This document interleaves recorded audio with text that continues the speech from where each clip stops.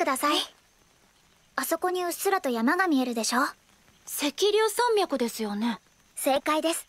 よく勉強していますね。Di chapter sebelumnya, Roxy tiba di kota Milesian sebagai bagian dari misinya. Walau merupakan salah satu tempat yang ingin dikunjunginya, namun kota tersebut malah menciptakan trauma bagi Roxy. Karena segala yang terjadi jauh dari kata menyenangkan, berhubung Milesian adalah pusat para penganut agama milis, yang mana penganut agama ini sangat membenci ras iblis, sehingga Roxy mendapat banyak diskriminasi dan cemoohan. Karena itulah di chapter ini Roxy mencoba bertahan di tengah kondisinya yang begitu sulit. Setelah terpaksa menginap di tempat buruk dengan harga yang mahal, Roxy kembali menghitung uangnya yang semakin sedikit. Dengan ditambah hadiah yang akan didapatnya pun, tampaknya Roxy hanya bisa bertahan selama 1 minggu. Walau tidak terlalu buruk karena uang masih bisa dicari, masalahnya kini Roxy tidak yakin apa yang akan terjadi kepadanya bila tetap berada di Milesian. Bukan tanpa alasan, setelah segala yang terjadi kemarin, Roxy merasa trauma dengan perlakuan orang-orang. Contohnya ketika baru saja keluar dari penginapan, Roxy langsung terkejut ketika mendengar suara orang lain. Karena dengan segala yang terjadi kemarin, otaknya langsung membuatnya berpikir bahwa semua orang sedang mencemoohnya. Bahkan setelahnya, Roxy pun mengurungkan niat untuk membeli sarapan karena teringat dengan pedagang kemarin. Sehingga satu-satunya pilihan adalah memakan roti yang dibelinya kemarin, yang tentu sudah menjadi dingin dan bahkan tampak gosong. Dengan roti yang sama-sama menyedihkan seperti dirinya, Roxy pun hanya bisa meratapi nasib sembari memberi makan merpati. Karena walau ingin menuju guild, Roxy pun tidak tahu arahnya, dan kini dirinya takut bertanya kepada orang lain karena traumanya tersebut. Namun ketika melihat sebuah party yang akan menuju guild, Roxy memutuskan untuk mengikutinya diam-diam dari belakang. Hanya saja karena hal tersebut membuat Roxy menjadi tampak mencurigakan, partai tersebut menjebaknya karena takut Roxy merencanakan sesuatu yang buruk. Tentu kala itu Roxy langsung meminta maaf karena rasa takutnya hingga akhirnya malah diantar menuju guild. Di mana ternyata partai tersebut bukanlah orang jahat karena bahkan menolak uang yang ingin diberikan Roxy. Singkat cerita, Roxy pun melaporkan misinya telah selesai agar bisa mendapat upah yang telah ditentukan. Di mana kala itu Roxy sempat bertanya dengan penggantian biaya keluar masuk kota yang hampir menghabiskan seluruh hadiahnya saat ini. Namun sayang tidak ada kompensasi khusus karena hadiah yang diterima Roxy harusnya termasuk dengan biaya keluar masuk. Namun karena Roxy masih tampak tidak terima, si resepsionis malah mencurigai jumlah yang dibayar Roxy karena bisa saja Roxy membayar kepada prajurit yang salah. Pasrah dengan penghasilannya yang tidak seberapa akibat biaya keluar masuk, maka mau tidak mau Roxy harus segera mengambil misi lain.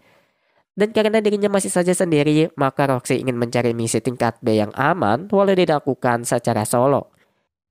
Namun ketika menemukan sebuah misi yang cocok, lagi-lagi Roxy malah mendapat diskriminasi sebagai ras iblis. Karena dalam persyaratan yang ada, yang boleh mengambil misi tersebut hanya seseorang dari ras manusia. Dan tentu hal tersebut membuat kondisinya semakin sulit karena harus mencari misi yang memperbolehkan ras iblis mengambilnya. Namun ketika masih mencoba mencari misi yang cocok, tiba-tiba Roxy dikejutkan oleh seorang gadis yang bertanduk. Yang mana gadis tersebut langsung mendatangi Roxy ketika tahu merupakan ras iblis. Karena dirinya pun adalah iblis juga dan sudah lama tidak melihat iblis lain selain dirinya. Di mana gadis tersebut memperkenalkan diri sebagai Mayfair, yang berasal dari wilayah Bigoya atau tempat di mana Rudeus dan Eris berteleportasi. Walau Mayfair tampak ceria dan bersahabat, namun hal tersebut malah membuat Roxy merasa was-was dengan tingkahnya. Karena bagaimanapun Mayfair langsung saja tampak bersahabat kepadanya, padahal beberapa detik lalu mereka sama-sama hanya orang asing. Sehingga ketika Mayfair mengajaknya mengobrol sekaligus memperkenalkan kota, Roxy langsung menolak karena takut terdapat hal buruk di balik ajakannya. Untuk itu Roxy beralasan dirinya sedang sangat kesusahan karena sangat miskin dan harus mengerjakan misi atau akan ditendang dari penginapannya. Namun ketika mencoba menantang Mayfair untuk menyelesaikan masalah tersebut, Mayfair malah menculik Roxy yang bisa diseretnya dengan mudah. Di mana menurut Mayfair penginapan yang ditempati Roxy saat ini adalah penipuan, sehingga dirinya ingin membawa Roxy menuju penginapan yang biasa ditempatinya. Singkat cerita, mereka pun tiba dan Mayfair memperkenalkan Roxy kepada pemilik tempat tersebut. Namun bukannya memperkenalkannya dengan cara yang normal, Mayfair malah mengarang bahwa Roxy memiliki kisah yang sangat menyedihkan. Padahal kala itu Mayfair sendiri masih belum tahu nama Roxy, sehingga jelas kisahnya tampak dibuat-buat. Di mana menurutnya semenjak lahir Roxy tidak pernah mengenal orang tuanya, hingga harus berjuang dengan anak-anak lain di pemukiman kumuh. Namun suatu hari Roxy diculik oleh sekumpulan ilmuwan gila yang ingin menjadikannya objek dari eksperimen jahatnya. Walau akhirnya bisa melarikan diri dari ilmuwan gila tersebut, namun ternyata kini Roxy tidak lagi berada di benua iblis, melainkan di benua milis. Tanpa ada seorang pun yang bisa membantu atau dijadikan tempat bergantung, maka Roxy pun berusaha menjadi seorang petualang. Namun karena petualang pemula tidak bisa menghasilkan banyak uang, maka akhirnya Roxy pun memberanikan diri untuk menjual dirinya di pojokan distrik merah. Walau cerita tersebut jelas sangat mengada-ngada karena Mayfair sendiri sempat bertanya kisah selanjutnya kepada Roxy, namun si pemilik penginapan menanggapinya dengan serius. Karena menurutnya seorang gadis kecil tidak boleh menjual tubuhnya, dan untuk itu dirinya membiarkan Roxy untuk tinggal di tempatnya. Yang mana Roxy tidak perlu membayar biaya sewa dan akan diberi makan secara gratis, asalkan membantunya menjalankan rumah makan dan barnya. Tentu Roxy pun merasa senang mendengarnya, hanya saja karena traumanya, Roxy tidak yakin dirinya diperbolehkan mendapat perlakuan tersebut. Di mana si pemilik penginapan pun meyakinkan Roxy dengan berkata dirinya tahu tidak semua iblis jahat, apalagi Roxy yang tampak begitu kecil telah melewati banyak hal. Singkat cerita, hari pun mulai gelap dan Roxy memulai pekerjaan barunya sebagai pelayan bar. Di mana Roxy harus menggunakan seragam yang terlalu besar di bagian dadanya karena dulunya digunakan putri si pemilik penginapan.